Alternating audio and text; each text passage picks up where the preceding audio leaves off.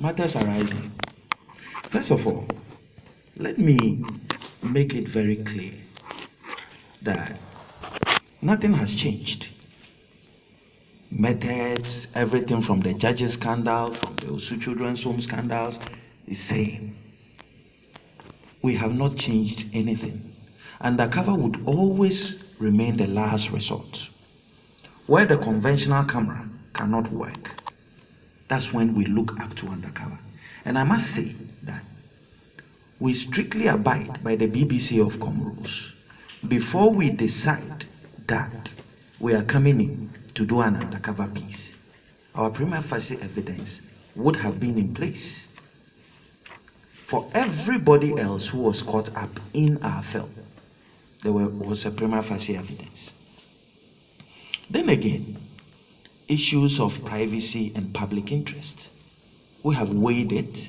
We think that the public interest outweighs everything.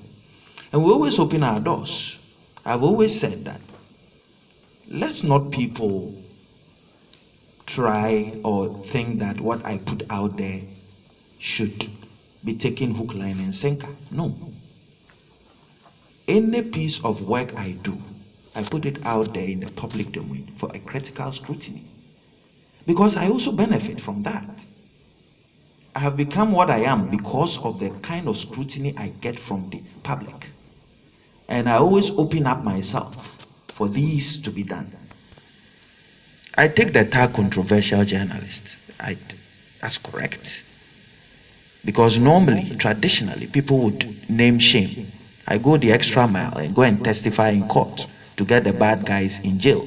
People disagree, others agree. It's fine. We are building a democracy and we're entitled to different shades of opinion. But to reiterate, those who think we just carry the camera and just do what we want, it's not true. We strictly abide by the rules. That's why we are able to play on the international stage. And again, we open up ourselves for scrutiny. Now, people have spoken about entrapment and all that in this particular investigation. And when they say that, they make specific reference to our encounter with Kwesi Nyantechi. Look, this is the chronology of events. Now we get to the base where the investigation is going to be conducted. The man is welcomed from the airport. He gets into his hotel room. And the first thing he begins to tell us is how to scam the GFA. He gives us a proper procedure, something that I did not even know, and takes me through a lecture of how you can form a shell company to be able to use it to fleece money off the investors, and also at the same time use that same company to fleece off money from the GFA. This was unsolicited. He himself gave me a roadmap, told me, so you put this company there, you charge 5% here you come and charge 25%. I'm not a football person. Of course, I had read generally, but the insight, the deep knowledge that he demonstrated.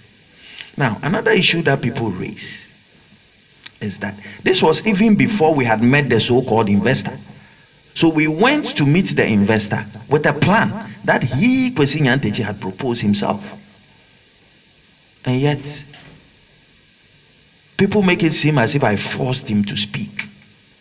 He gave me the information. I didn't even request for it.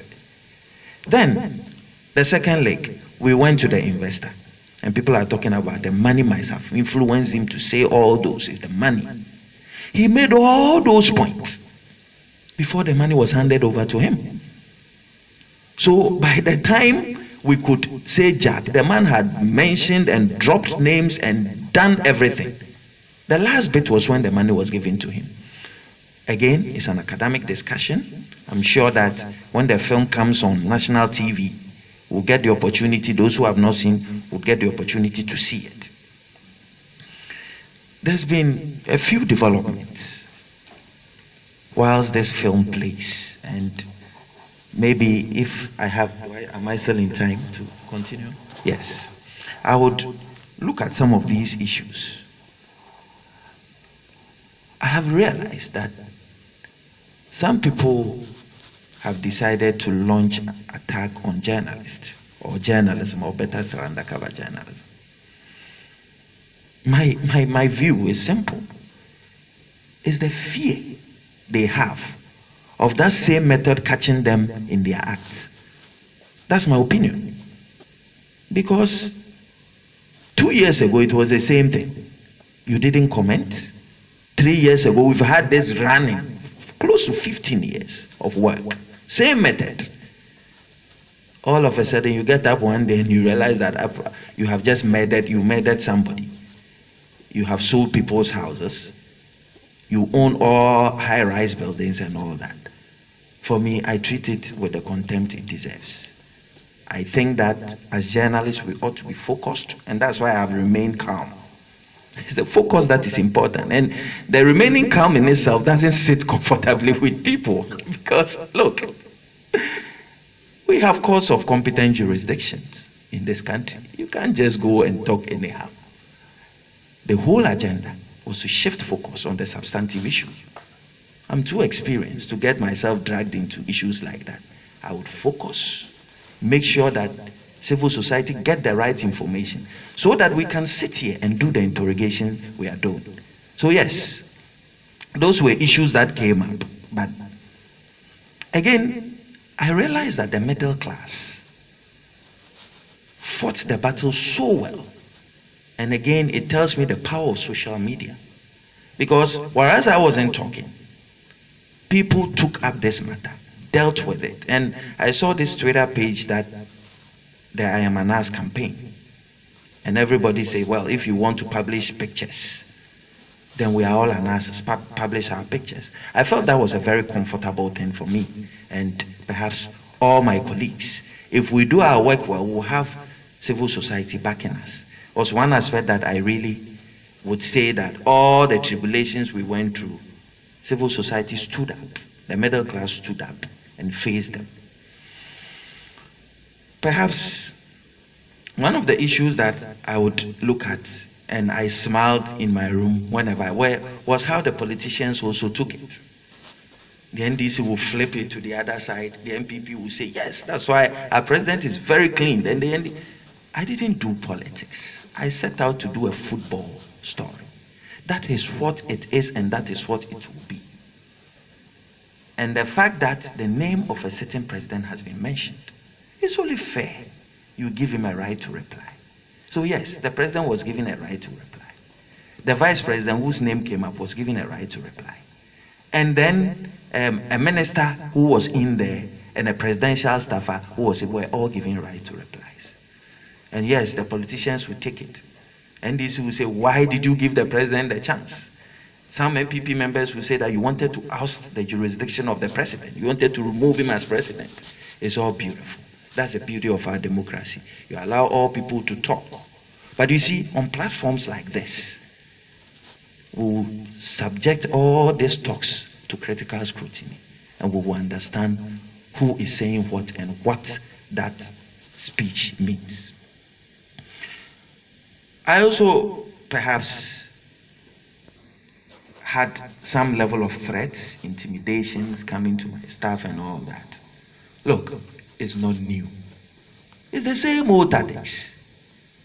Hound the journalist, let him fear you so that tomorrow he can't handle the next story. Call on people, the tax, that when they see him, they should attack him, they should hang him, they should kill him. This didn't start today.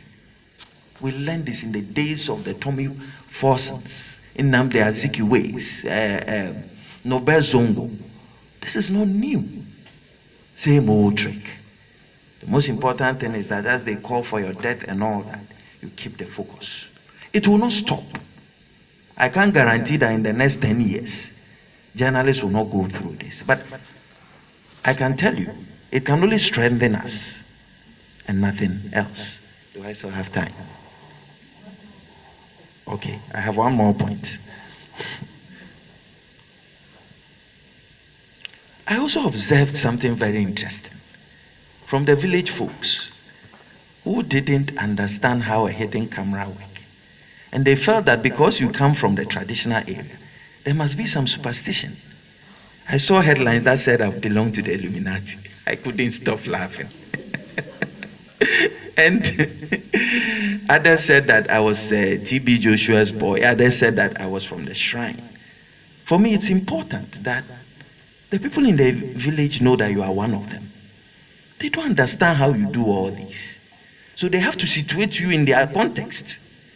And in the village, it's only the gods who can make these things happen. So they ought to say that you have this power or that power. And it was an interesting observation. And it also told me that our work is not only judged by people in the cities. The people in the villages are also interested. They want to know what is happening. Now, I'd want to end by saying that all this is not new. It's happened over the years. Same thing happening in the West. Sting operations are normal. People have the right to challenge.